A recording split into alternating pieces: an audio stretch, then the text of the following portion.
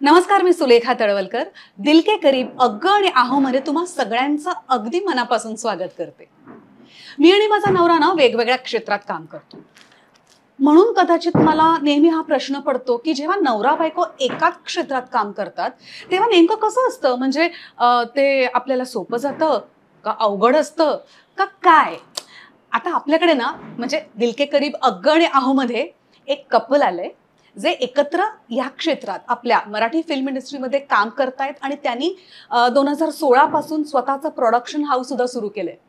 So चला तर मग या सगळ्या प्रश्नांची उत्तरं तेच देतील. स्वागत करूया सुव्रत जोशी आणि सखी गोखले यांचं. वेलकम टू दिल के करीब अग्ग आणि आहो. Thank you. I am very excited, कारण सखी तुझी आई दिल के करीब मध्ये येऊन गेली आहे आणि मला असं वाटतं दिल के करीबचा एक बंपर एपिसोड शुभंगी मावशीने केलाय.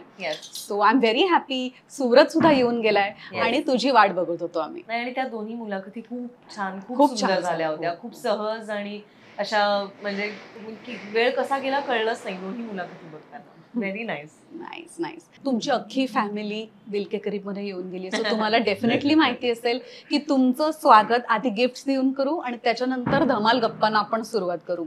त्याआधी मला तुम्हाला सगळ्यांना सांगायचंय की हा दिवाळी स्पेशल एपिसोड आहे. आम्ही दिवाळीत, ऐन दिवाळीत शूट करतोय, सो बाहेरच्या फटाक्यांचा आवाज खूप येतोय. I am very sorry. पण आम्ही नाटकातले आहोत, आम्ही जोरात बोलू आणि प्रेक्षकांपर्यंत आमचा आवाज पोहोचेल याची आम्ही काळजी घेऊ. येस.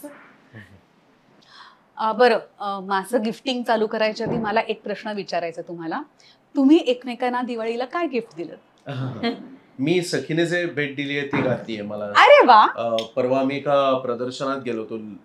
बँड्रामध्ये मोठं प्रदर्शन भरतं.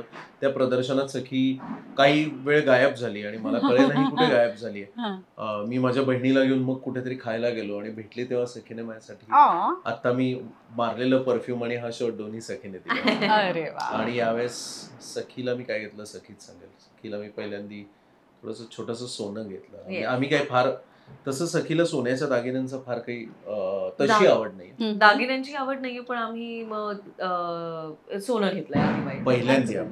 काहीतरी पारंपरिक आम्ही कमीच करतो, अभावानेच करतो, यावेळेस केलं.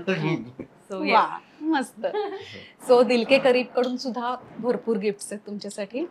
आपलं पहिलं गिफ्ट आहे ते निलिमा अमित नावाची आपली एक दिल के करीब मैत्रीण आहे, जी एक लाईफ कोच आहे, रेकी हिलर आहे. एक आयुष्य अनेक प्रवास, आनंदी जीवनाचं रहस्य. खूप छान पुस्तक आहे. सुव्रत तुझ्यासाठी पाठवले तिने. अरे वा, धन्यवाद. आणि मला असं वाटतं पहिल्या पानावर काहीतरी लिहिलंय तुझ्यासाठी. अरे वा. वा वा. निलिमाजी, तुमचे मनापासून आभार. त्यांनी लिहिलंय की तुमच्या कार्यातून उत्कृष्टता साधा, त्यातच तुमचे यश सामावले आहे. नक्कीच हे असे छोटे संदेश कितीही असं वाटलं की अरे हे अनेकदा ऐकलेले शब्द आहेत, पण जेव्हा ते प्रेमाने आणि योग्य व्यक्तीकडनं येतात तेव्हा ते खरोखरच मार्गदर्शक, दिशादर्शक असतात.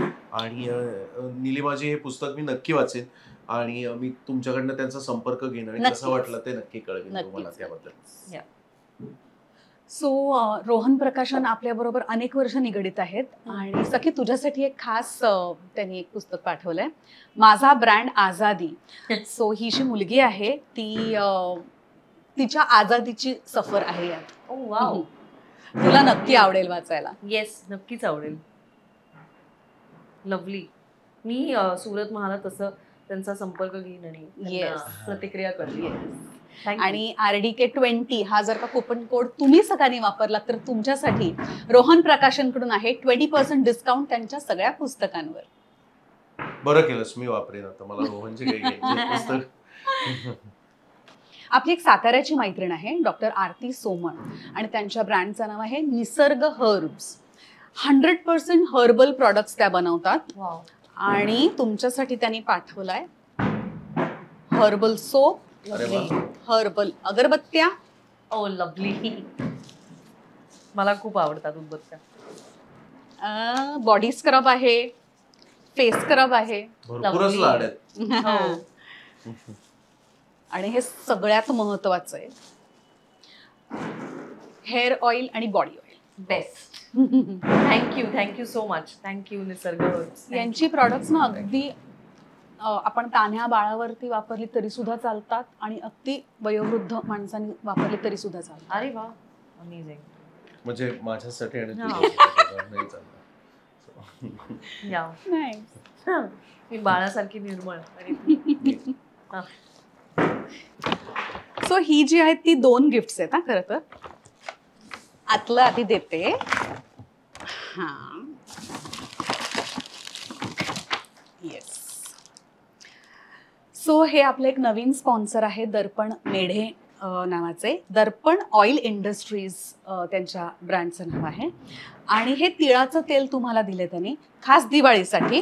Lovely. आणि हे जर का तेल आपण वापरलं ना दिव्यांमध्ये तर काजळी होत नाही, फार स्मोक बरोबर. होत नाही. हो, लवली. आणि हे 2 खूप सुंदर ब्रासचे दिवे दिले. हो, खूप सुंदर जड आहेत. आहेत, हा? खूपच सुंदर. या, वाव, वा, सुंदर आहेत. थँक्यू. धन्यवाद. हे पण एक गिफ्ट आहे. Oh, हँडमेड पेपर बॅग आहे. खूप cute आणि सुरतला एक NGO आहे, अबळ नाही सबळ. अच्छा. आपली एक दिल के करीब मैत्रीण आहे अनु शर्मा. अच्छा. तिने न्यूरो डायव्हर्जंट यंग ॲडल्ट साठी सुरू केलेली ही संस्था आहे. Oh, lovely. आणि त्या सगळ्या मुलांनी तुमच्यासाठी बॅग बनवली आहे. खूप सुंदर. खूप सुंदर आहे. Wow, beautiful. त्यांचं काम नक्की गुगल करून बघते. Yes, please please. आणि कधी जाणं झालं ना सुरतला तर प्लीज जा, नक्की. कारण ती मुलं ना विचारतात ह्या वेळेला गेस्ट कोण आहेत आणि त्या पद्धतीने ते बनवतात. Oh, lovely, so sweet. Thank you so much. ही जी 2 गिफ्ट्स आहेत ना ती विद्याताई फडकेने पाठवलेली आहेत. घरकुल परिवार संस्था हा त्यांचा NGO आहे नाशिकमध्ये. ओ, दिव्यांग महिलांसाठी सुरू केलेली ही संस्था आहे. आणि तिथे गेलात ना तर बघण्यासारखी आहे, स्वच्छता बघण्यासारखी आहे तिकडची. त्यानंतर तिथे ना सिक्युरिटी पासून इलेक्ट्रिशियन, प्लंबिंग सगळ्या बायका आहेत. अरे वा. हाऊ हा. अमेझिंग. आता मध्ये त्यांचा एक एपिसोड सुद्धा केला. अच्छा. बरं, ह्याचं कामाचं फिनिशिंग बघा ना, हो, खूप सुंदर आहे. खूपच सुंदर आहे. रेखीव आहे. खूप छान. किती छान आहे ना तोरण. लवली, खूप खूप छान. सुंदर आहे. आणि आता दिवाळीसाठी हा कंदील त्यांनी तुमच्यासाठी पाठवला. नाईस. वा वा वा, धन्यवाद. अरे खूपच सुंदर आहे. छान आहे ना. हो, आणि हातामध्ये पारंपरिक आपण पद्धतीचं वर्षभर ना. ठेवू हो. शकतो घरी. आणि पारंपरिक पद्धत Yes. हो. त्यामुळे अजून छान वाटतं. नाईस. थँक्यू. वा, धन्यवाद. घरकुल परिवार संस्थेत काम Yes. करणाऱ्या सर्व महिलांचे मनापासून आभार. थँक्यू. आपली आणखीन एक दिल के करीब मैत्रीण आहे मोहिनी शिंदे, जिच्या ब्रँडचं नाव आहे शिनेल. ओके. आणि सुरत तुझ्यासाठी हा एक सेट पाठवलाय, अरे kurta, jacket. Thank you so much. Nice. धन्यवाद. रंगही सुंदर आहे आणि थँक्यू. तुझ्यासाठी साडी पाठवली. Oh, nice. Thank you so much. Thank you Chanel brand. आणि प्युअर सिल्क असलेला हा एक मार्क आहे हा गव्हर्नमेंटचा यावर. ओ, अच्छा, ओके. अरे वा. Lovely, very nice. आणि मोहिनी शिंदेनी एक भिशी सुद्धा चालू केली आहे, कारण अशा महागड्या जेव्हा साड्या असतात तेव्हा बऱ्याच महिला त्या घेऊ शकत नाहीत एकदम. सो साड्यांच्या भिशीबद्दल जर का तुम्हाला सगळ्यांना इन्क्वायर करायचं असेल तर डिस्क्रिप्शन मध्ये नंबर्स दिलेले आहेत. लवली. थँक्यू मोहिनीजी. थँक्यू. खूप सुंदर आहे ही sari. I really like it. आणि ही छानच आहे, पण तुझी साडी पण खूप सुंदर आहे. आणि मी ऍक्च्युली आल्यापासून बघत होते. It's very beautiful. तू कुठून घेतली? ही कुठून पण घेतली please. नाही अगं, ही स्पॉन्सर्ड आहे. आणि ही शिनेलची नाहीये, ही आहे साजिरी सॅरीज. ओ, दीपाताई चेऊलकरांचा ब्रँड आहे, पार्ल्यातलाच ब्रँड आहे. प्लीज. पण त्याचा जा. पदर खूप सुंदर आहे. हो हो हो, मला पण खूप आवडला. हँड पेंटेड आहे बघ ना. आणि Wow. दिवाळी निमित्त खास ही साडी बनवली आहे. सुंदर आहे. वरदलक्ष्मी. खूप सुंदर आहे. छान आहे ना? काम सुद्धा खूप छान आहे. Yes, lovely. मस्त आहे, काम खूप छान केलंय. आणि या साडीचं फील पण खूप सुंदर आहे. I am sure. टसर आहे. खूप छान दिसते तुझ्यावर. थँक्यू. खरवस आवडतं. मला भयंकर. सहज हवन एंटरप्राइज, अद्वैत बापट यांचा ब्रँड आहे. आणि ऑर्गॅनिक गुळापासून बनवलेला खरवस त्यांनी तुमच्यासाठी आणलाय. वा, Best. भयंकर आवडतो आम्हाला दोघांना. खूप आवडतो खरवस, त्यामुळे हा हे कुठे मिळतात त्यांचे? हे पुणे का इकडे मुंबई? मिळतात, या कॅमेऱ्याच्या मागे मिळतात. ओ, अच्छा. हे वाटेत घरी पोहोचेपर्यंत संपणार आहे, संपणार. संपणार आहे. थँक्यू. थँक्यू. अगं मला वाटलंय तुझं सामान आहे त्या बॅगेत. नाही, त्यात तुमचं सामान ठेवायचं. अरे थेट तू ते विचारच Wow. एवढी सामान कसं नेणार म्हणजे.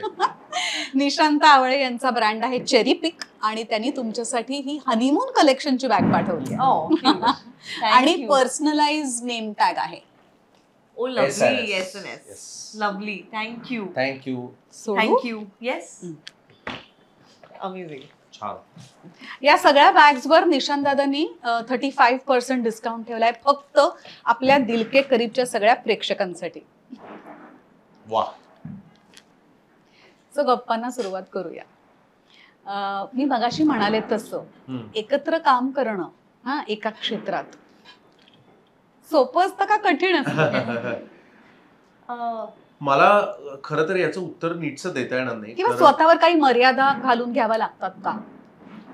नाही, कसं आहे की तसं हे अवघड असतं का सोपं असतं याचं खरं उत्तर द्यायचं असेल तर आम्हाला दोघांना त्याच्याशी तुलना करायला आधी वेगळ्या क्षेत्रातल्या व्यक्तींबरोबर होऊन बघायला लागेल, जे आम्ही दोघांनी केलेलं नाहीये. तर त्यामुळे मला खरं तर सोपं आहे का अवघड आहे असं उत्तर देता येणार नाही. पण सोपंच आहे आय गेस. पण मला असं वाटतं सोपंच आहे एका अर्थाने. माझ्यासाठी सोप्या गोष्टी ह्या आहेत की आपल्याला अनेकदा आपल्या कामामुळे प्रवास भरपूर करावा लागतो. गेल्या वर्षी मी आणि सखीने गंमत म्हणून गणित घातलं तर 12 महिन्यातले जवळजवळ 6.5 महिने आम्ही विभक्त होतो. कधी ती प्रवास करत होती तिच्या कामानिमित्त, शूटिंगसाठी, नाटकाच्या दौऱ्यांसाठी. हिंदी नाटक ती करते त्याचं, मी हिंदी नाटक करतो, मी इतर नाटकं करतो, मराठी प्रायोगिक, मी सिनेमे करतो, वेब शो करतो त्याच्या आउटडोर शूटसाठी. पण त्याच्यामुळे हो म्हणजे अनेकदा माझा जो स्टाफ आहे तोही मला विचारतो की सर मग मॅडमना कधी भेटणार तुम्ही आणि असं. पण ती एक वाईट म्हणजे दुःखद गोष्ट असते की आम्हाला खूप वेळ एकमेकांबरोबर घालवता येत नाही. तो त्यातला अवघड भाग आहे.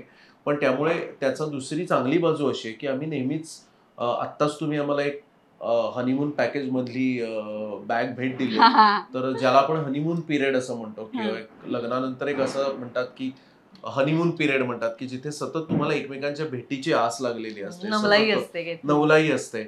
तर ती आमच्यात किती आम्ही 10 वर्ष आता आम्हाला एकत्र भेटून आणि नात्यात असून होतील आणि ती तशी टिकून आहे एवढं मात्र. पण ते मी बघितलं मगाशी म्हणजे कॅमेरा सेट होत होता तेव्हा होते अजूनही तुम्ही डोळ्यात डोळे घालून बोलत होता 10 वर्षानंतर सुद्धा. या ते पण सुरत म्हणाला तसं म्हणजे ते कठीण आहे का नाही हे माहितच नाहीये. ते सोपंच आहे आता एकत्र होत त्यामुळे सोपंच आहे. कामाच्या जागी मात्र एक नक्की आहे की कामाच्या जागी आमच्या दोघांच्या सवयी थोड्याशा वेगळ्या वेगळ्या आहेत. म्हणजे मी एक प्रशिक्षित नट असल्यामुळे मला जरा शिस्त आणि सगळं वगैरे असं जरा लागतं. तर कधी कधी त्यावरनं आमची भांडणं झाली. मी असं अजिबातच म्हणणार नाही की सखी इनसिन्सिअर आहे किंवा असं. तिच्या कामाच्या थोड्याशा वेगळ्या पद्धती आहेत. सो तिच्यासाठी कप्पे ते आहेत की ती त्याच वेळी तेवढीच मजा करू शकते आणि पटकन स्विच ऑन करून किंवा स्विच ऑफ करून ती काम गांभीर्याने घेऊ शकते. माझ्या कामाच्या पद्धती थोड्याशा वेगळ्या आहेत आणि तिथे मी थोडासा हट्टी आणि आग्रही पण आहे माझ्या कामाच्या जागी. ती पण आहे ऍक्च्युअली. एवढं काही मी तुला डिस्काउंट द्यायची गरज नाही. आम्ही आमच्या पद्धतीने हट्टी आणि आग्रही आहोत. तर ते मात्र आहे की त्या वर्किंग प्रोफेशनल म्हणून आमची कधी कधी बऱ्यापैकी भांडण होतात. फक्त सुदैवाने ती कधी घरी आलेली नाही. आम्हाला तेवढे आम्ही मॅच्युअर आहोत. कठीण म्हणजे तसं एकत्र काम करणं मला असं वाटतं तुम्हाला तसं आमचं इतकी भिन्न आहेत पद्धती काम करण्याच्या किंवा कामाला अप्रोच करण्याच्या. त्याचं खूप क्राफ्टेड असतं. म्हणजे एकदा त्याला अर्थात स्टेजवर पाहिल्यानंतर त्याचं क्राफ्ट पकडता येत नाही ही त्याची खूबी आहे नट म्हणून. पण त्याची प्रोसेस जी असते तिथे पोहोचेपर्यंतची ती बऱ्यापैकी क्राफ्टेड असते. आणि मी म्हणजे त्यात प्रशिक्षण नसल्यामुळे अभिनयाचं बघतच शिकले किंवा करत शिकले नाटक आणि लहानपणापासून नाटक करत होते. त्यामुळे पद्धत आणि अप्रोच खूप वेगळा आहे आणि ते तिथे तुम्ही अराईव्ह होणार असता ह्याचा कॉन्फिडन्स असतो. फक्त ते आमचे रूट्स वेगळे असल्यामुळे तिथे ते कठीण जातं. को ऍक्टर्स म्हणून अनेकदा आमचं पटत नाही, कारण दोघंही एकच सीन करतोय पण त्याच्या इतक्या वेगळ्या रूट्सने आम्ही तिथे पोहोचतोय, त्यामुळे ते तेवढं प्रोसेस वेगळी आहे. पण ते आम्हाला ते आता ते कसं आहे, ते तसं चॅलेंजिंग पण आहे आणि त्यात पण जरा एक मजा आहे की मला मी हे करून मी इथे पोहोचीन, A to B मी पोहोचीन, मी माझ्या पद्धतीने पोहोचीन, तू A to B तुझ्या पद्धतीने पोहोच आणि मग आपण बघू ना काय होतंय त्याचं. सो आता त्यात मजा पण आहे, चॅलेंज पण आहे. सो कठीण त्या अर्थी आहे एकत्र एका क्षेत्रात काम करणं, एकत्र एका प्रोजेक्टमध्ये काम करणं. येस, कारण वी आर डिफरंट पीपल, पण अदरवाईज पण ते कुठल्याही सहकलाकाराबरोबर तुम्हाला जोडून घ्यावंच लागतं. म्हणजे ते काय असं नाही की सखी म्हणून ते. एक मात्र नक्की आहे की आम्ही एक गोष्ट नक्की पाळतो की बरेचदा तुम्ही नवरा बायको म्हणून एकत्र राहिल्यानंतर एक अनौपचारिकता तुमच्यात येते आणि ती स्वाभाविक आहे. तुम्ही 24 तास एकत्र असता, तुम्ही एकमेकांचे मित्रमैत्रिणी पण असता, प्रियकर प्रेयसी तर असताच, जोडीदार असतात. तर तो जो एक अनौपचारिकतेतून आपण गृहीत धरायला लागतो माणसाला. आपले बोलण्याचे एकमेकांशी जे टोन्स असतात ते वेगळे असतात. आपण वेगळ्या पद्धतीने एखादी गोष्ट घरात सहजपणे व्यक्त होऊन बसतो किंवा आपल्या भावनांवर आपण तसा ताबा ठेवत नाही, चांगल्या वाईट दोन्ही. मी पटकन सखीवर असं का केलंस असं म्हणू शकतो.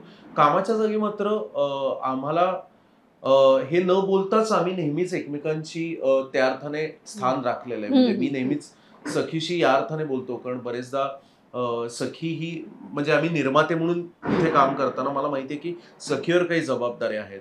सखी काही गोष्टींप्रती बघते, तर त्या कामात ढवळाढवळ न करणं किंवा एक जे तिथे तिचा सन्मान राखला जावा त्या जागी, याची काळजी मी नक्की घेतो. ते खूप महत्वाचं. आणि मी तिच्याशी सन्मानपूर्वक आदरपूर्वकच वागायचा प्रयत्न करतो. अगदी मला तिची काही गोष्ट खटकली तर सगळं संपल्यानंतर मी तिला पर्सनली ह्याच्यात सांगू शकतो की मला हे पटलं नाही किंवा तुझं हे आवडलं नाही किंवा मला असं वाटतं बघ तू.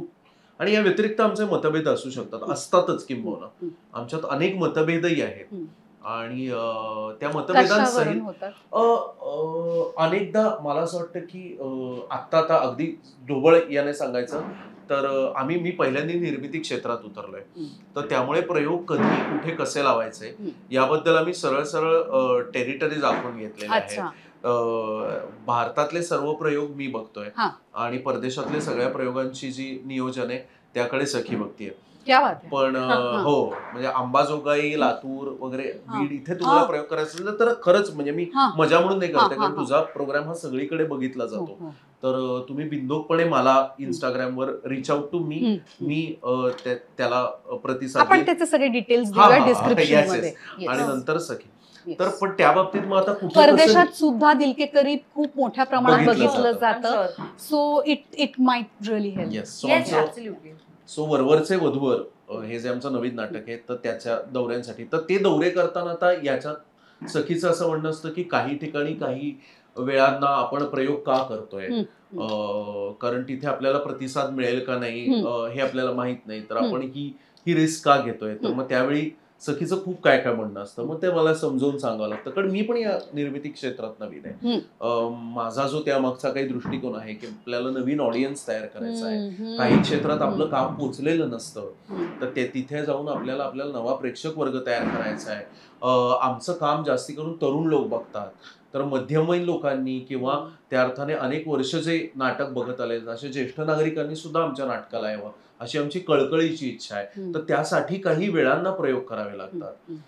जिथे तसं नाहीये की इथे आपण का प्रयोग करतो आणि या लोकांसाठी का, कारण मराठी प्रेक्षक हा म्हणजे खूपच for the lack of a better word amazing आहे. की मला माहिती आहे की आम्ही आता डोंबिवलीला जे प्रयोग केले ते काही कारणास्तव आमचे थोडे डिले झाले होते, पण प्रेक्षक इतका म्हणजे कमाल आहे त्यांची. मला असं वाटतं की थांबून होते, बसून होते, ते मला तुम्ही निश्चिंत राहा, आम्ही आलोय प्रयोग म्हणून रसिक प्रेक्षक म्हणतात. प्रश्नच नाही. तर मला असं वाटतं की मग कसं होतं की एखाद्या सेंटरला किंवा एखाद्या थिएटरला त्या लोकॅलिटीची लोक तुमचं नाटक मार्क करून ठेवलेलं असतं त्यांनी की ओके ह्यांचं नाटक या थिएटरला जेव्हा येईल तेव्हा आम्ही बघायला जाऊ. आता मी फक्त समजा तिथे वीकेंड्सला प्रयोग नाही केले आणि आडवारी प्रयोग केले तर असं होऊ शकतं की ते नोकरी करणारी मंडळी असू शकते ज्यांना आडवार मला शक्यच नाटक नाही. बघूच शकणार नाही ते. तर मी जर एखादा आडवार त्या थिएटरला केला जे फ्रीलान्स काम करतात किंवा ज्यांना जमणार असेल ते जुळवून येतात, ते नक्की येतात नाटकाला. पण मग मला पुढचा वीकेंड, मला तिथे वीकेंडचा प्रयोग, पुढच्या खेपेला मी ज्या थिएटरला जाईल त्या परत, तेव्हा एक वीकेंडचा I owe it to my audience की मी वीकेंडला येऊन करेन. सो बाकीचे सगळे पण येऊ शकतील. कारण आम्हाला, आणि तसा प्रतिसाद आहे, आम्हाला मेसेज येतात, आम्हाला प्रत्यक्ष जेव्हा लोक भेटतात तेव्हा सांगतात की आम्ही थांबलोय, तुम्ही आमच्या लोकॅलिटीमध्ये आलात की आम्ही नक्की येणार आहोत नाटकाला. सो ते त्या अर्थी माझं म्हणणं असतं की इथे मग परत परत आपण एकच आडवार नको करायला किंवा परत परत याच वेळेला नको जायला, थोडं वेगळं पण करून बघू, म्हणजे अजून वाईडर ऑडियन्स बेस टच करता येईल या अर्थी. तर ते मतभेद आहेत थोडेफार. आणि एक मला नक्की वाटतं, फक्त या मतभेद किंवा हे सगळं असलं, दुसरं सूत्र जर मला असं वाटतं की, कारण तुझ्या कार्यक्रमाचं या विशिष्ट सेगमेंटचं नावच अगं आणि अहो असं आहे, तर मला असं वाटतं की अगं अहो मध्ये मतभेद असायला हरकत नाही. त्याच्यात कुठली आम्ही एकमेकांबद्दल त्यावर वाद घालताना सुद्धा एक पातळी घसरू देत नाही. आणि दुसरं, आम्ही नेहमी आमच्यात, मी असं हे म्हणजे काय म्हणेन त्याला, अभिमानाने म्हणेन की आमच्यात नक्की स्पर्धा आहे. कारण सखी दरवेळी तिच्या कामात सर्वोत्कृष्ट द्यायचा प्रयत्न करते आणि ती ते देत असताना कधी कधी मी इतके वर्ष तिला ओळखून सुद्धा मी अनेकदा इम्प्रेस होतो की अरे ती म्हणजे तिने आधी केलं त्यापेक्षाही उत्कृष्ट काम ती करू पाहतीये. आणि ती तसा प्रयोग करत असताना मला नक्की स्पर्धा वाटते मनात. पण आमच्यात स्पर्धा आहे, पण आम्ही कुरघोडी करायला जात नाही. आम्ही एखाद्या चांगल्या स्पोर्ट्समन सारखी ती स्पर्धा घेऊ इच्छितो की अरे ती जर स्वतःच 200% देतीये तर मी पण 200% देईन. उद्या तिने काहीतरी एक खूप चांगली नवीन जागा काढली तर त्याला तितक्या चांगल्या पद्धतीने मी प्रतिसाद देऊ शकतो. हे मात्र नक्की आहे, यात मजा आहे. आणि नाटकाची मजा ती आहे ना, प्रत्येक प्रयोग वेगळा असतो, त्यामुळे त्या प्रयोगात ती एनर्जी तुम्हाला मॅच करता आली पाहिजे आणि तुम्हाला चांगली स्पर्धा असेल तुमच्यामध्ये तर त्यात ते हे पण आहे की ओ असा करतोय का हा सीन आणि खूपच चांगला होतोय, आता I am going to pull up my socks, आणि मग ते त्या अर्थी चांगली स्पर्धा आहे. येस. की कामाच्या जागी आणि घरी सुद्धा आम्ही एकमेकांना भरपूर अवकाश दिलेला आहे. मला असं वाटतं की जरी मी म्हटलं तसं की प्रत्येकाच्या कार्यपद्धती वेगळ्या असतील, तर आता हे फक्त नाटकाच्याच बाबतीत नाही, तर अनेक आता जोडपी मिळून बिझनेसेस निर्माण करतात. आपण पाहिलंय की कित्येक लोक स्वतःचे जॉब्स क्विट करून आता स्टार्टअप्स मध्ये जाऊ लागलेत. फॅमिली बिझनेसेस आहेत, नवरा बायकोनी उभे केलेले यशस्वी उद्योजक आहेत. कित्येक मराठी उद्योजक आपण बघतो, देशातच नाही तर परदेशात. तू आता कित्येक यशस्वी उद्योजकांची आम्हाला भेटवस्तू दिल्या. तर मला असं वाटतं की आम्ही पण आता एका अर्थाने उद्योजकच आहोत, मनोरंजन क्षेत्रातले उद्योजक आहोत असं म्हणून. आम्ही एकमेकांना पुरेसा अवकाश नक्की दिलेला आहे. तर मला असं वाटतं की आमच्या पद्धती जरी वेगळ्या असल्या तरी ती तिच्या पद्धतीने काम करायला आणि मी माझ्या पद्धतीने काम करायला एक थोडासा अवकाश आपल्याला द्यायला लागतो. तर बरेचदा नवरा बायको असल्यामुळे मी म्हटलं तसं आपण कधी कधी एकमेकांचा अवकाश गृहीत धरतो, जो संसारात ठीक आहे, थोडंफार इकडे तिकडे होऊ शकतं, कारण आपल्याला शेवटी तो संसार असतो.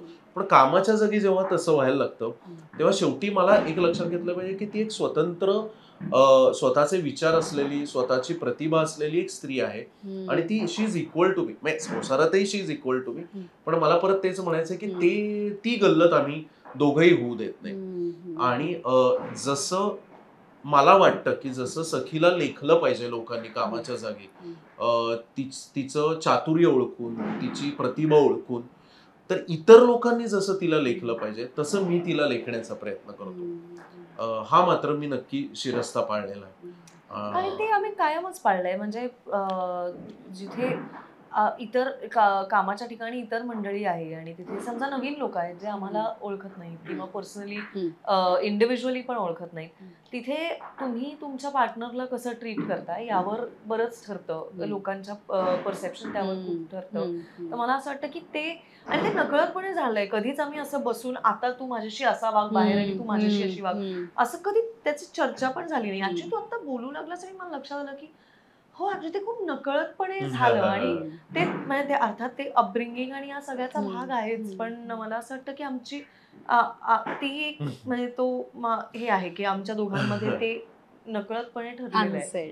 म्हणजे आपल्या घरी कोणी पाहुणा आला की कसं आपण घरात दार उघडून शिरल्यानंतर आपणच स्वतःच्या चपला काढून व्यवस्थित रॅक मध्ये ठेवल्या की नवीन आलेल्या पाहुण्याला कळतं की अच्छा यांच्या घरात चपला येऊन अशा काढलेल्या चालत नाही. तसं मी आणि सखी नवीन जागी गेलो तर मी सखीशी असा वागतो. एका अर्थाने मी सगळ्यांना सांगत असतो की या व्यक्तीची किंमत ही आहे, ही तुम्ही करा, मी अशी करतो, आणि सखी तसं करते. तर त्याचा मात्र आम्हाला फायदा. अभिनयाचे वर्कशॉप सुद्धा घेतो, ते पण घेतो. मग हे सुद्धा घे ना.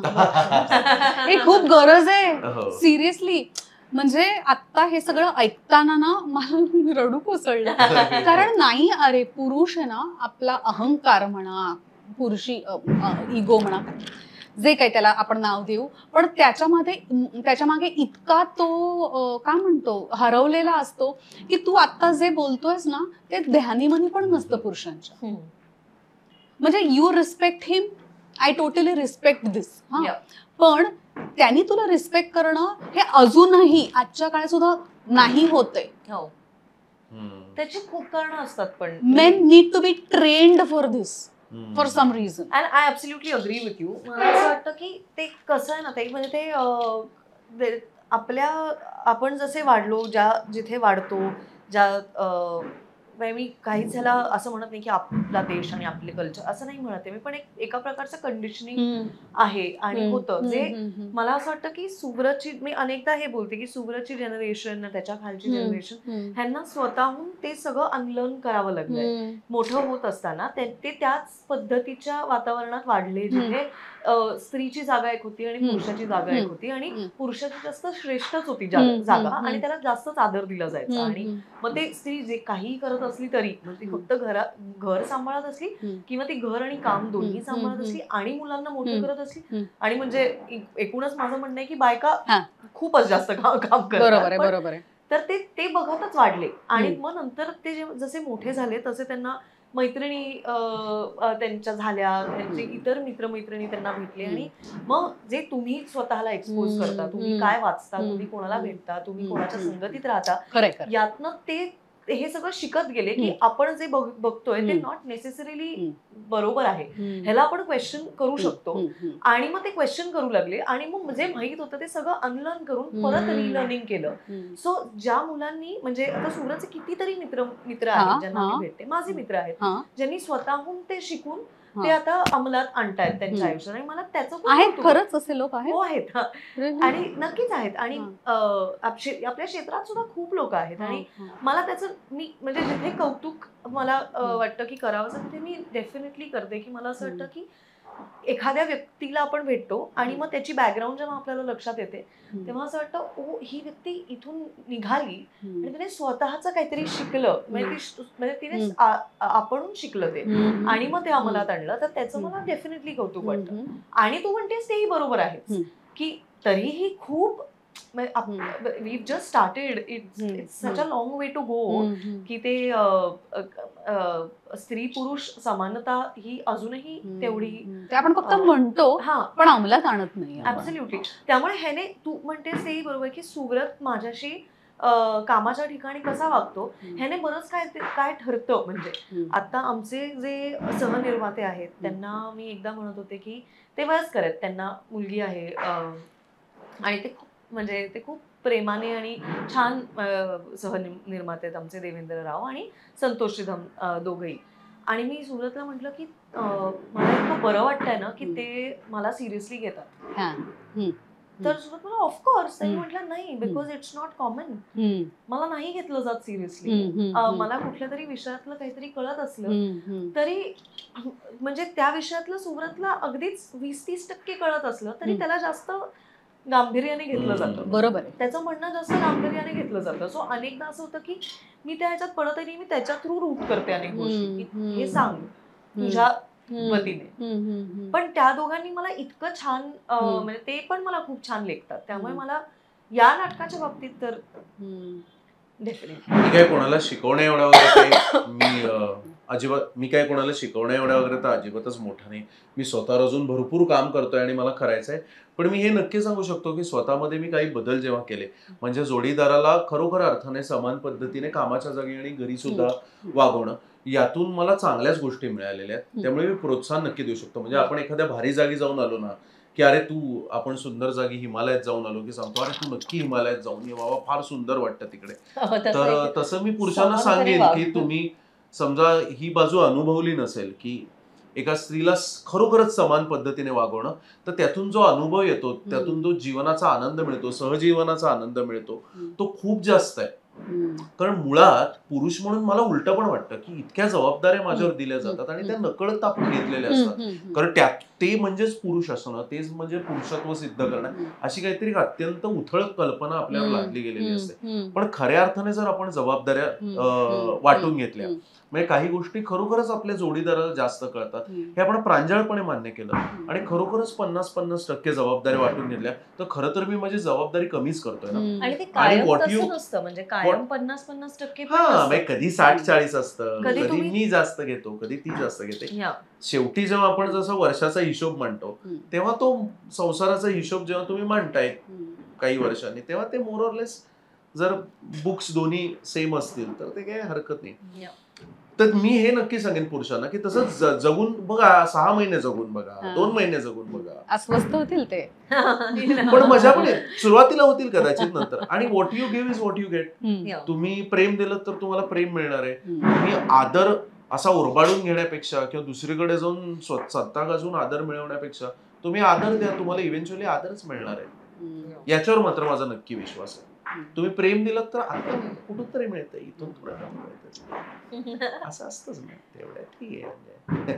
तुझ्या घरची पार्श्वभूमी कशी होती? म्हणजे आता तू एक पुरुष म्हणून, एक नवरा म्हणून जसा स्वतःला तू डेव्हलप केलंयस, ते तू बघितलंयस घरात? काही त्यातलं बाळकडू मला मिळालं, पण अगदी स्पष्टपणे बोलायचं तर असं काही सगळं परफेक्ट चित्र होतं असं मी म्हणणार नाही. पण एक नक्की मी सांगेन की पूर्वी शब्द नव्हते. शब्द असणं महत्वाचं असतं, म्हणजे स्त्रीवादी असं म्हणणं महत्वाचं असतं, समानता असा शब्द वापरणं सुद्धा महत्वाचं असतं एकदा, कारण मोठ्या समुदायाला समजावून कसं सांगणार. पण कधी कधी माणसं नकळतपणे समान वागत असतात. माझी आई हे शब्द कधीच वापरणार नाही, पण मला सांगायला फार अभिमान वाटतो की माझ्या आई खरोखरच मनातून, किंवा माझे वडील सुद्धा दुर्दैवाने ते आता हयात नाहीत, पण ते दोघं समसमान एकमेकांना वागणूक देणारे, आदर देणारे असे ते जगतच होते. आता त्यांनी ते खूप जाणीवपूर्वक केलं का आमच्या पिढीसारखं? 4 पुस्तकं वाचून केलं का? 2 इंग्लिश वेब सिरीज बघून केलं का? तर नाही, पण ते शहाणपण त्यांच्या जगण्यात होतं. माझी आई खरंच उच्च नीच काही मानत नाही. माझी आई तिच्या नकळतपणे जाती व्यवस्था तोडून जाते, ती काहीच मानत नाही. तर आता हे तिला कोणी, परत मी म्हटलं तसं, ग्रंथ वाचून झालं का मला माहित नाही, ते तिच्या जगण्याच्या शहाणपणातून सुद्धा आलेलं असू शकतो. तर माणूस शहाणा व्हायचा तर काय कुठून येऊ शकतो. तर मला असं वाटतं की सगळं नव्हतं, काही होतं, काही मी माझ्या आधीच्या मित्रमैत्रिणींकडनं शिकलो आणि काही सखीकडनं शिकतोय आणि मी चुका पण करतोय, ते आता शिकत पण बऱ्यापैकी आहे. म्हणजे मी सांगेन त्याच्या घरच्यांबद्दल की त्यांच्या घरी सुद्धा ती समानता आहे. नाही म्हणजे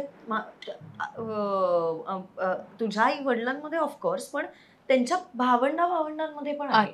म्हणजे त्याच्या आईचं आणि सुव्रतच्या मामांचं जे नातं आहे ते समानतेचं आहे.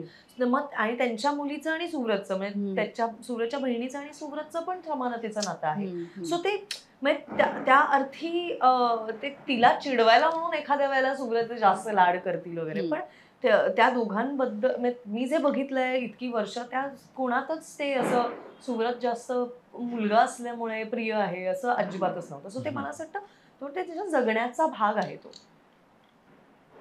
मैत्री ते लग्न, हा प्रवास तुमच्यासाठी कसा होता? खरं तर मैत्री नंतर झाली आमची, आकर्षण आधी सुरू झालं. माझ्या बाजूने तर मी अगदी स्पष्ट बोलतो, मला तर ती आवडलीच होती पहिल्याच्यात. तर काय आवडलं नेमकं तुला?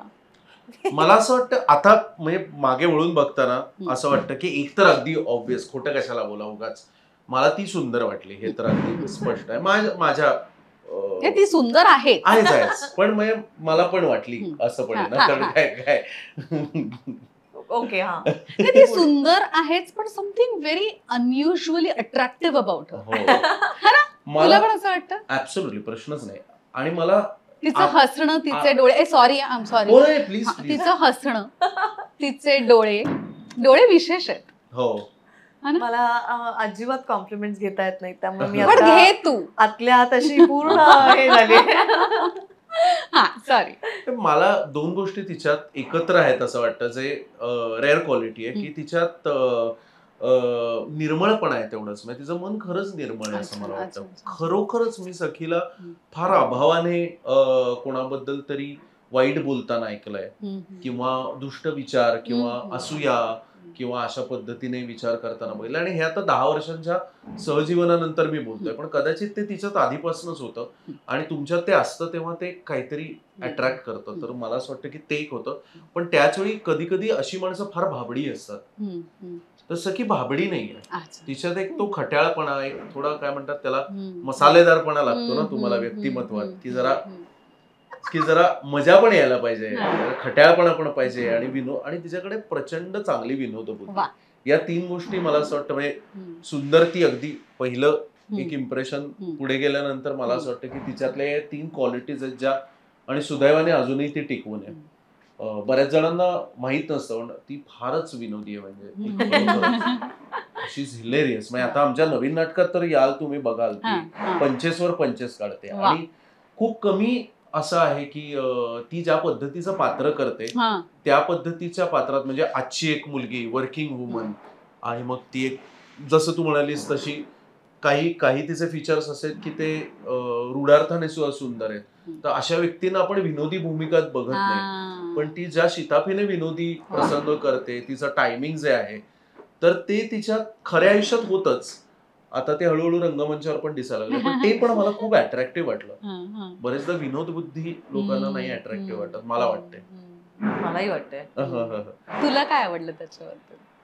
मला अर्थात तो म्हणाला तसं आमचं नातं हे आकर्षणापासूनच सुरू झालं होतं. आणि त्याच्या व्यतिरिक्त मला असं वाटलं, खूप काळानंतर असं थोडं गंभीर उत्तर आहे माझं, पण असं म्हणजे सांग ना. की कला आणि साहित्य ह्याला इतक्या प्रेमाने म्हणजे काय म्हणतो आपण, जोपासतो सुव्रत, की मला त्याचं खूप कौतुक वाटतं.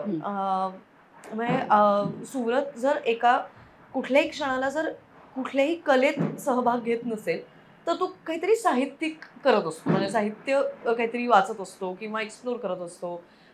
आणि मला ते त्याचं, अशा लोकांचं खूप एकूणच मला कौतुक वाटतं की तुम्ही तुमचा वेळ कशाने भरून काढता हे खूप महत्वाचं आहे. आणि परत तेच, सुव्रतची विनोदबुद्धी ही तेवढीच मजेदार आहे. आणि त्याचा पण त्याच्या सेन्स ऑफ ह्युमर ला आमचं ते मॅच पण झाली वाईब.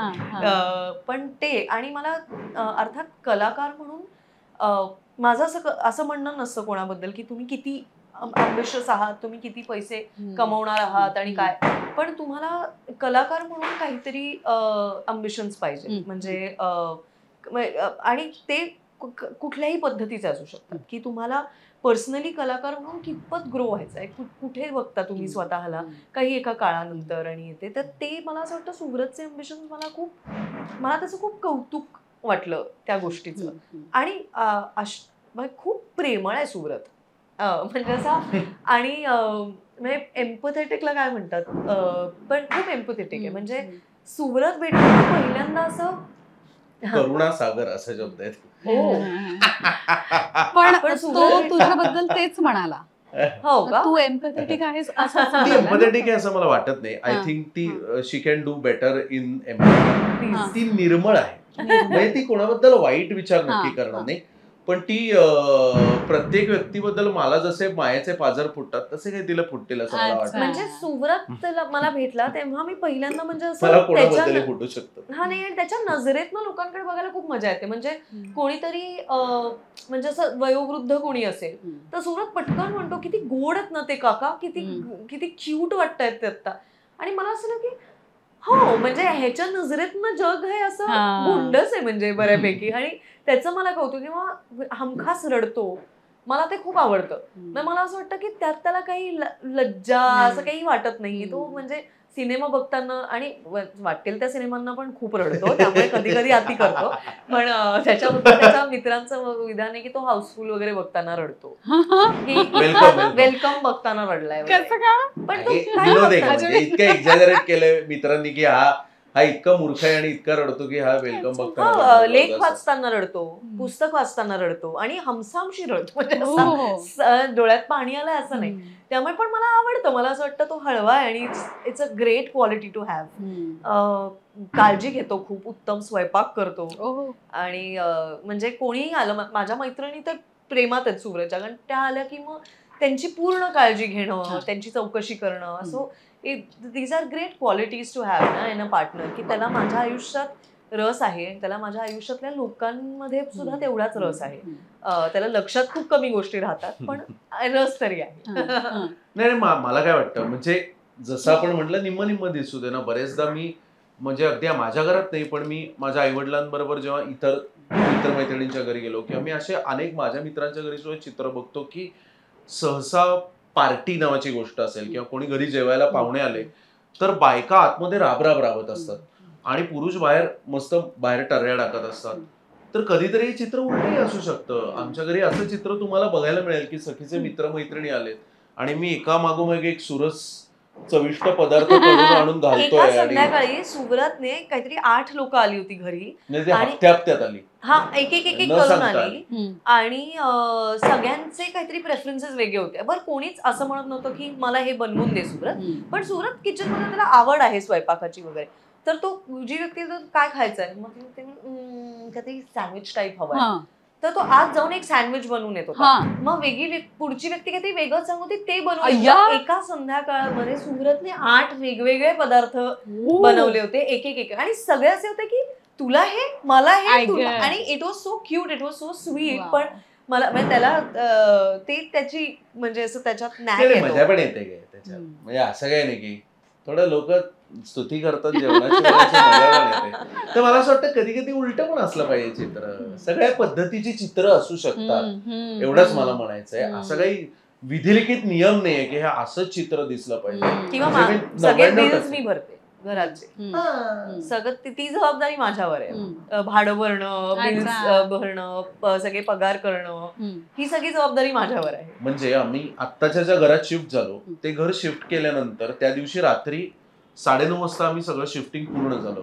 घरातले पांढरे बल्ब बदलून, कारण सखीला पिवळे दिवे आवडतात म्हणून ते सगळं केलं. आणि सकाळी पहाटे 4:30 वाजता माझं गोव्याचं फ्लाईट होतं. मी 1 महिना गोव्याला एका प्रोजेक्टसाठी चाललो होतो. सो मी आलो, मी त्याच्यात ज्या गाद्या टाकल्या होत्या त्यावर 2 तास झोपलो, उठलो आणि माझी बॅग उचलून चालता झालो. मी जेव्हा 25 दिवसांनी आलो तेव्हा घर म्हणजे मी मजेने म्हणतो की काया पालट, म्हणजे ज्याला काया पालट म्हणतात ना घराचा, की ही वास्तू अशी पण दिसू शकते. तर त्यातली कपाटं लावण्यापासनं ते बल्ब फिक्स करण्यापासनं ते टॉवेलचे स्टँड लावण्यापासनं ते किचन अप्लायन्सेस पर्यंत सगळं सखीने केलं होतं. आता रूढार्थाने तुम्ही बघायला गेलं तर ही पुरुषांची कामं आपल्याकडे मानली जातात, पण सखी सहज कोणी आपल्या घरी कोणी टेक्निशियन आला, हे आला, तर त्याला ती खूप चांगल्या पद्धतीने कम्युनिकेट करून हे असं करा, इकडून बल्ब लावा, इकडून वायर काढा वगैरे, हे काय ह्याला या नंबरचा स्विच पाहिजे, त्याला हे पाहिजे, तर सगळी हे सहज करू शकते. आणि मला तुम्ही सहज ग्रोसरी शॉपिंगला पाठवू शकता. आणि तुम्ही याच्यात मार्केटमध्ये मला असं होतं की मी आणि सुव्रत गेलो की म्हणते हे टोमॅटो ओके आहेत का, तर तो म्हणतो नाही हे नाही ते वाले घेऊन, त्याला तेच सगळं खूपच व्यवस्थित कळतं. ज्याला जे आवडतं ते त्याने करावं असं मुळात आमचा नियम आहे. आणि आणि आम्हाला खूप मजा येते हे करताना. मुळात मी परत हे सांगतोय की हे काही आता समाज प्रबोधन, बंड करा, समाज बदलायचं नाही, असं काही नाही. मजा असते आणि त्यात मजा घेऊन हा खेळ खेळला की संसाराचा अजून मजा येते. एक प्रश्न विचारायचा आहे तुम्हाला दोघांना, की तू तिच्या आईबद्दल, तुझ्या सासूबद्दल, म्हणजे त्यांना सगळेच जण ओळखतात, पण तू सासू म्हणून काय सांगशील आणि तू त्याच्या घरच्यांविषयी काय सांगशील? म्हणजे शुभांगी मावशी, शुभांगी गोखले या सगळ्यांना कलाकार म्हणून माहिती आहेत, व्यक्ती म्हणून पण माहिती आहेत. तू जसं म्हणालीस की अतिशय संवेदनशील व्यक्ती आहे ती. आणि मला असं पण वाटतं की अत्यंत धाडसी आणि काय म्हणतात त्याला, साहसी पद्धतीने तिने तिचं जीवन उभं केलंय, सखीला वाढवलंय, हे सगळं तर आहेच. मला अनेक अर्थाने आमच्यातले संवाद हे खूप समृद्ध करणारे वाटतात, कारण ती भरभरून देते तिचं जिच्यावर प्रेम बसतं. आणि ते फक्त माझ्यापुरतं मर्यादित नाहीये, तर सखीच्या सर्व मित्रमैत्रिणींविषयी किंवा तिच्या कामाच्या जागी तिचे कोणाशी नवीन स्नेहसंबंध जोडले, तर अनेक गोष्टी जगाव्यात कशा, कसं व्यक्तींना प्रोत्साहन द्यावं.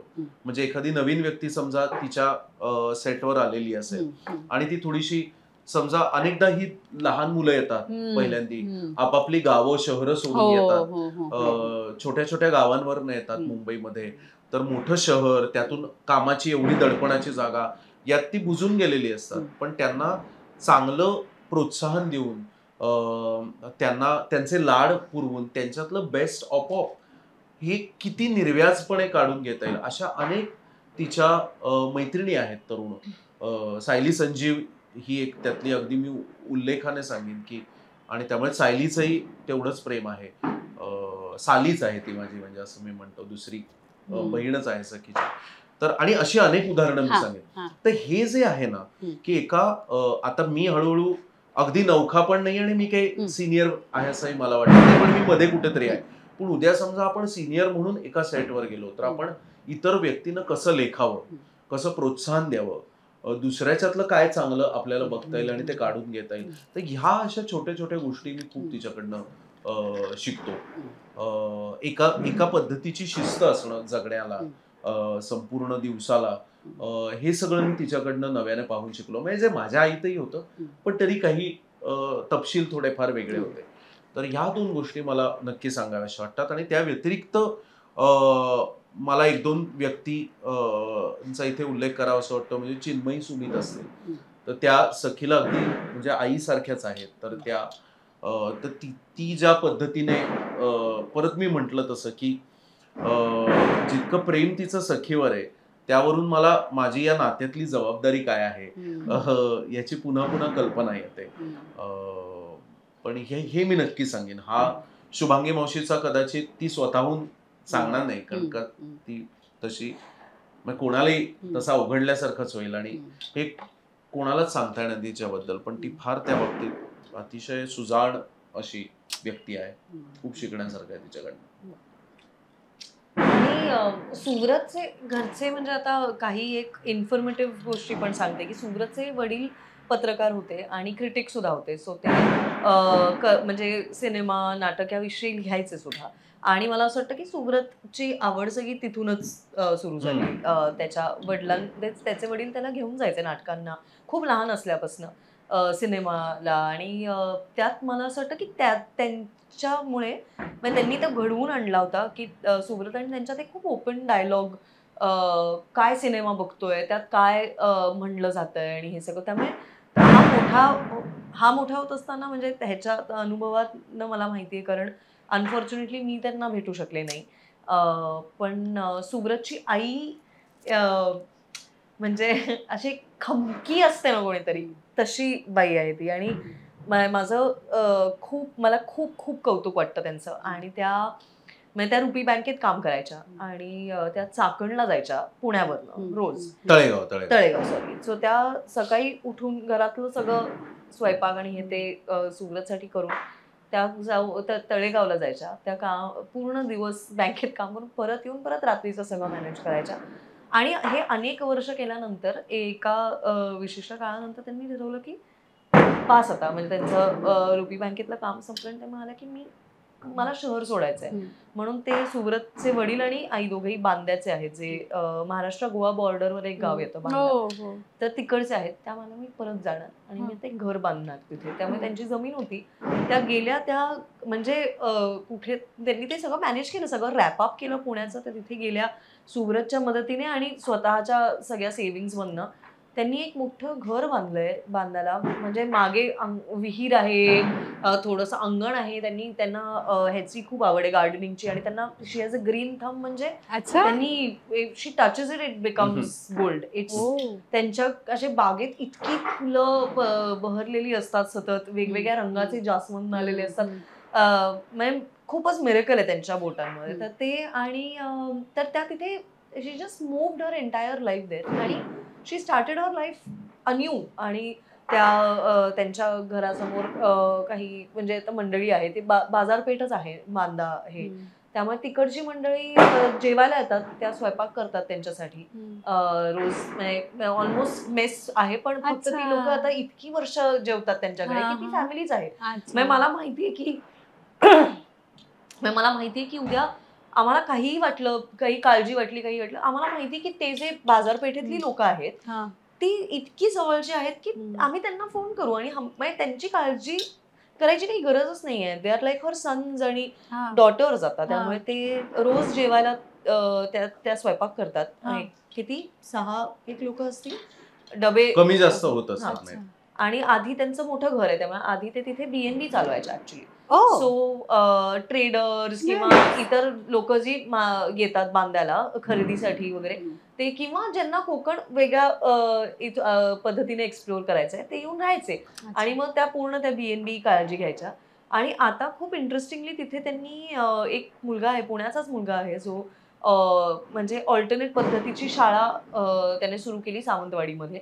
आणि मग त्यांनी तिथे ती खूप सक्सेसफुल झाली म्हणून ते बांधण्यात त्याने सुरू करायचा विचार केला आणि त्याला ही जागा खूप आवडली होती. सो त्यांच्या घराचा खालचा भाग हे घर आहे आणि वरचा भाग हा अख्खा त्या शाळेसाठी दिलाय. त्यामुळे खूप छोटी छोटी छोटी मुलं रोज सकाळी येतात आणि त्यांची म्हणजे अशी चिलबिल असते पूर्ण. आणि पण म्हणजे ती छानच आहे. आणि मला असं वाटतं की त्यांनी तो विचार करणं की नाही, ही जागा आता आपण शाळेला देऊ, तिथे ती मुलं येतात. आणि सो मला खूप कौतुक वाटतं त्यांचं, कारण त्याही म्हणजे आमच्या दोघांच्या आया सिंगल मदर्स आहेत आणि दोघीही हायपर इंडिपेंडेंट आहेत. म्हणजे त्या स्वतःची काळजी पूर्णपणे घेऊ शकतात. मग त्या फिजिकली असो, मेंटली असो, फायनान्शियली असो, इमोशनली असो. आम्हाला कधीच त्यांचं सिंगल असण्याचं दडपण आलं नाही. आणि सुव्रतची आई ही खूपच प्रोग्रेसिव्ह पण आहे. आणि त्या बांद्यात वाढल्या, मग त्या पुण्यात आल्या, मग त्यांनी नोकरी केली, मग त्या परत बांद्यात गेल्या. मला खूप कौतुक वाटतं की त्यांनी कधी हे जग असं पाहिलं की त्या इतक्या प्रोग्रेसिव्ह झाल्या. म्हणजे त्यांनी कधीही आम्हाला प्रश्न विचारला नाही की अच्छा सुव्रत स्वयंपाक करतोय मग सखी, त्यांच्या मनात ते आलं सुद्धा नाही कधी, त्यांच्या तोंडीही आलं नाही, असं उडता उडता पण आलं नाही. किंवा मी काय काम करतेय, आमचा साखरपुडा झाला आणि मी लंडनला शिकायला गेले MA करायला. आणि पहिला फोन मी त्यांना सांगितलं, मला बेस्ट आहे, कर जा. मग एकदाही विचारलं नाही मग तुमचं नातं काय, मग काय होणार आणि मग तू आता कशी जाणार, हा प्रश्न पण नव्हता. And she is so supportive. मी माझ्या कामाच्या बाबतीत असो, आणि तेवढंच कौतुकही करतात, तेवढे लाडही करतात, पण त्या बाबतीत खूप प्रोत्साहन देतात की हे काम करायचं आहे, काम थांबवायचं नाहीये. आणि तुझी एक आयडेंटिटी. आणि हे सुव्रतच्या घरच्यांनी, म्हणजे सुव्रतचे मामा आहेत जयंत गोडबोले, ते मला माझ्या सासऱ्यांसारखेच आहेत ते. आणि ते माझी पण म्हणजे वडिलांसारखेच आहेत ऍक्च्युली. जेवढे ते सुव्रतवर, त्यांच्या मुलीवर, सानियावर, सुव्रतच्या बहिणीवर, आणि त्याचे 2 भाऊ आहेत त्यांच्यावर जेवढं प्रेम करतात तेवढंच ते माझ्यावर प्रेम करतात. किंबहुना मी त्यांना सगळ्यांना चिडवते की माझ्यावर 1 पैसा जास्तच प्रेम करतात, कारण मला ते खूप माझ्या बाजूने उभे राहतात. आणि त्यांचं पण असंच म्हणणं आहे की त्यांनी मला कधीच एक सून आहे किंवा ही आता आली आपल्या आयुष्यात असं कधीच एका क्षणासाठी ट्रीट केलं नाही. आणि माझी एक आयडेंटिटी आहे जी ते सुद्धा तेवढीच गार्ड करतात. ह्याचं मला कौतुक वाटतं. मला असं वाटतं की आय एम लकी की मी काहीतरी या जगात करू बघतेय, मी माझं काहीतरी निर्माण करू बघतेय. आणि ते मी जेवढ्या फिअर्सली प्रोटेक्ट करते तेवढ्याच फिअर्सली सुव्रतही करतो आणि सुव्रतच्या घरचेही करतात. आणि अर्थात माझी आई करतेच आहे. पण त्यामुळे माझ्या आईलाही कधी असं सासू म्हणजे सासर आणि माहेर असं हे इतक्या ब्लर झाल्या त्या लाईन्स. सो पण त्यामुळे बेसिकली सुव्रतची आई अमेझिंग आहे. आणि I am so fortunate to have. आणि सुव्रतची बहीण, सुव्रतचे भावंड, मावश्या, हे त्याची खूपच मोठी फॅमिली सुद्धा आहे. पण मला असं वाटतं की त्यांनी मला खूप त्यांचा तेवढाच आधार आहे मला, जेवढा माझ्या आईचा मला वाटतो किंवा सुव्रतचा वाटतो, तेवढाच मला त्यांचाही तेवढाच आधार आहे आणि तेवढीच गरजही आहे आयुष्यात. म्हणजे I can't do without them now. एखादी अशी सवय सुव्रतची जी तुला असं वाटतं की ती त्यांनी बदलावी, आणि एक अशी जी कधीच बदलू नये? आणि मी तुलाही तोच प्रश्न विचार. हो ठीक आहे. आहे म्हणजे काहीतरी. नाही म्हणजे ते असं आहे की त्याला ते सुब्रत अनेकदा सुब्रत स्वतःला जेवढं लाईटली घेतलं पाहिजे तेवढं घेत नाही. आणि म्हणजे एकूणच एका कुठली तरी गोष्ट असेल तर अत्यंत गांभीर्याने अशा कुठल्या तरी गोष्टीला अप्रोच करतो जी गांभीर्याने घेण्यासारखीच नाही.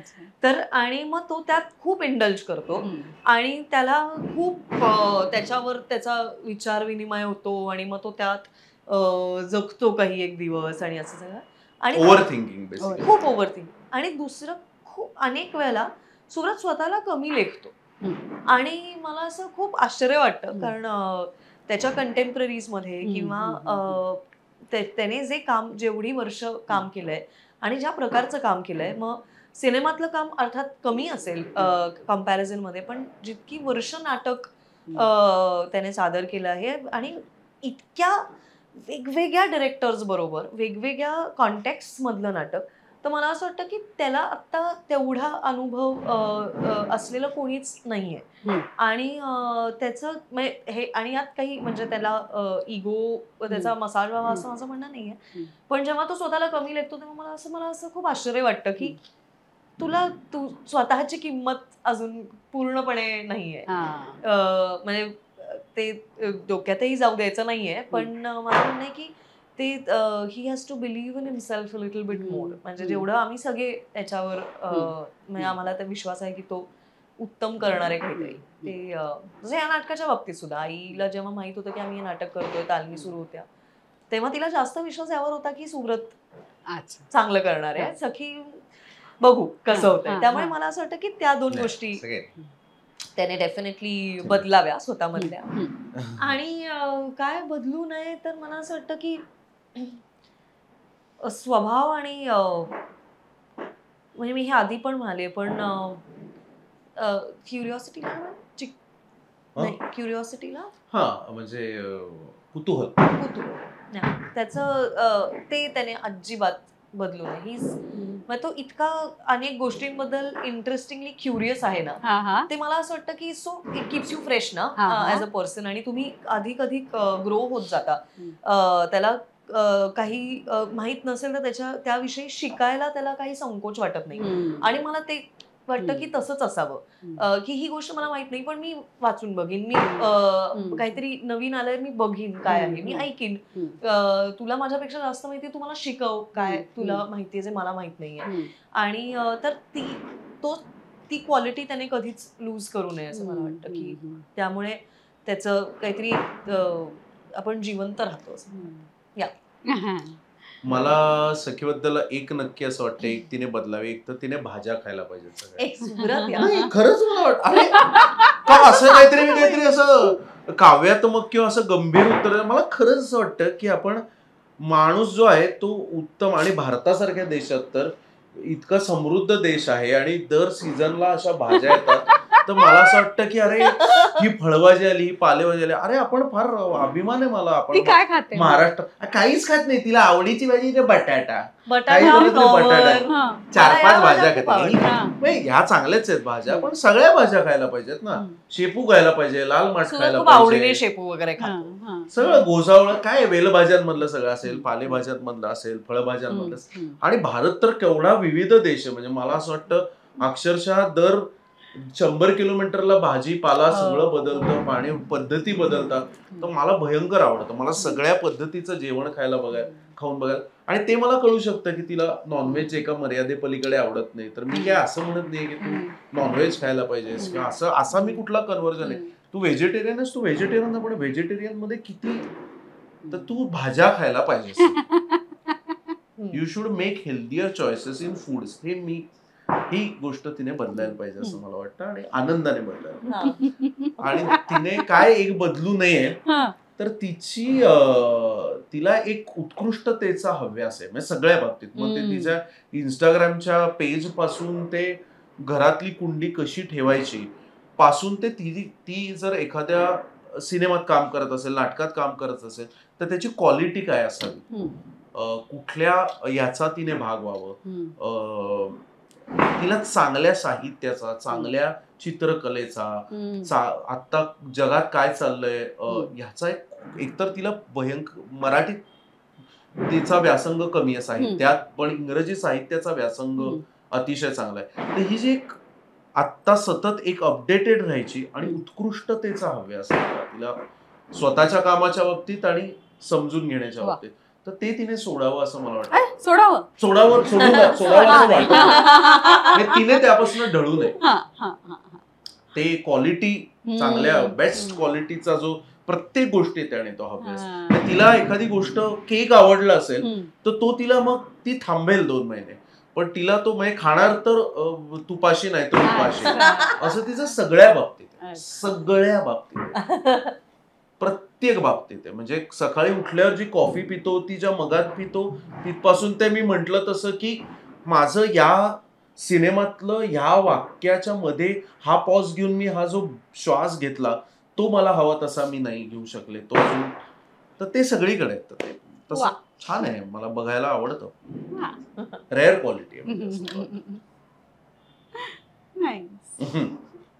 सखी, सुव्रत तुझ्यासाठी काय हे एका वाक्यात तू सांगायचंस. सुव्रत, सखी तुझ्यासाठी काय आहे हे तू एका वाक्यात सांगायचं. मी खूप खूप साधं सांगेन की सुव्रत शिवाय मी जगूच शकत नाही का, तर असं नाही, पण सुव्रत शिवाय जगण्यात काही मजाच नाही. वा वा.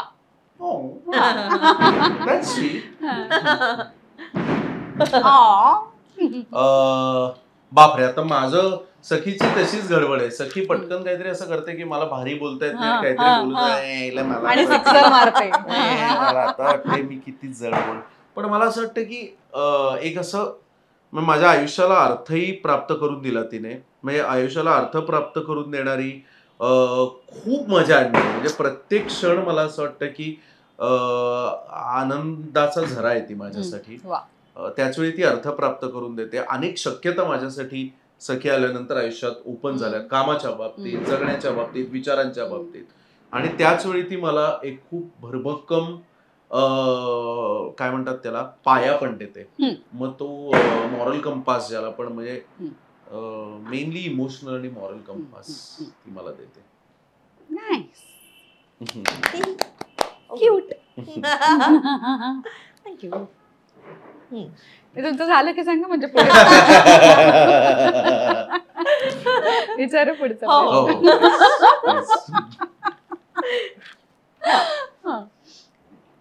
सखीला बघून नेहमी तुला कुठलं गाणं आठवतं, किंवा सखीला बघून आत्ता तुला कुठलं गाणं गावंसं वाटतंय?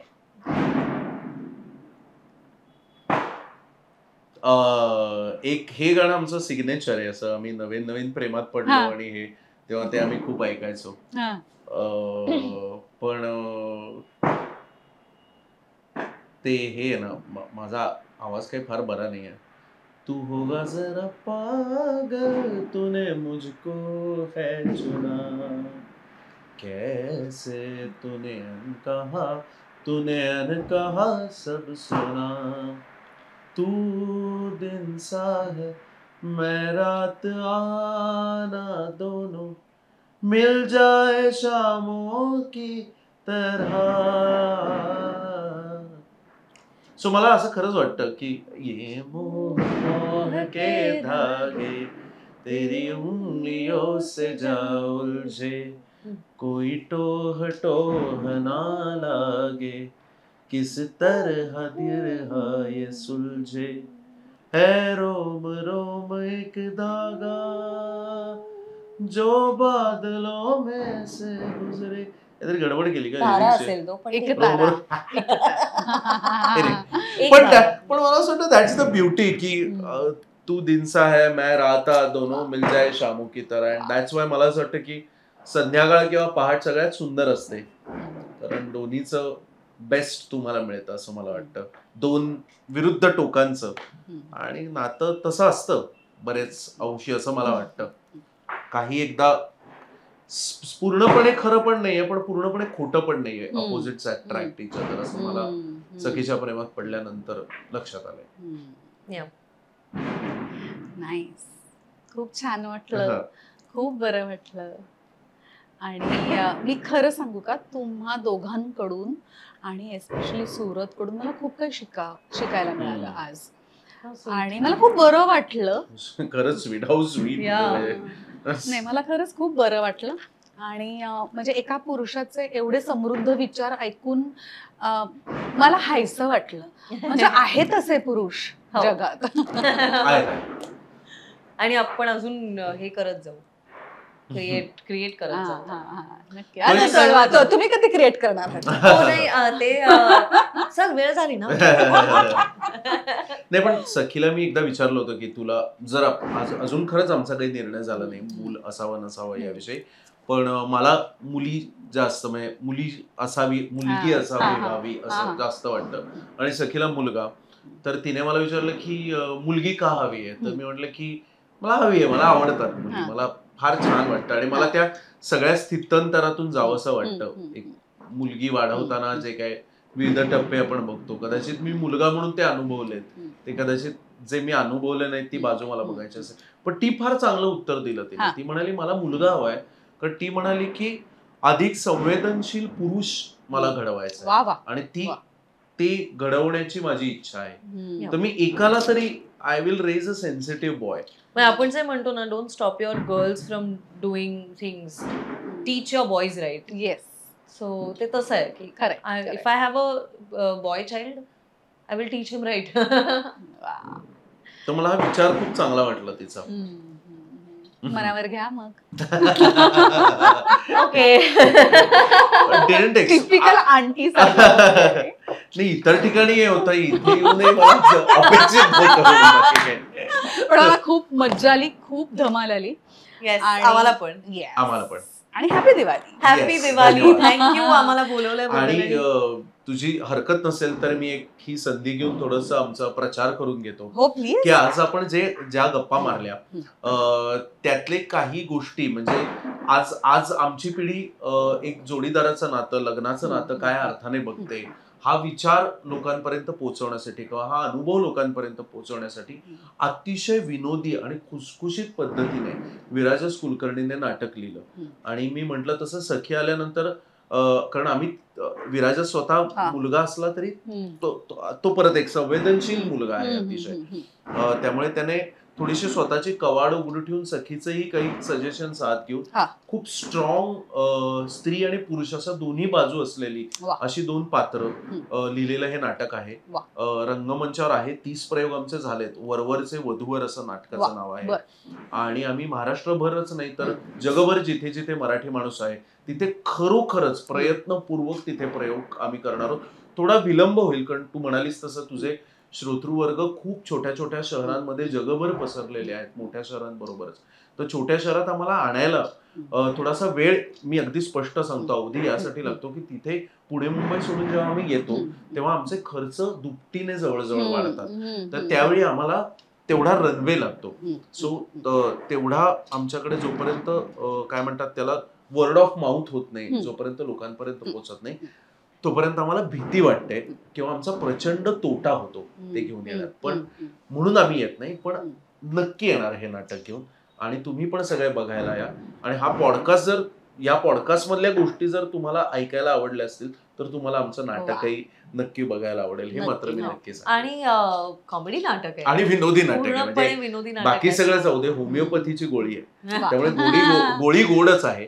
औषध गेलं पोटात, लागू पडलं नाही पडलं तरी ठीक आहे, काय फरक पडतो, मजा तर तुम्हाला येईल. मला जशी आता इथे आली. आणि तूही आहे नक्की.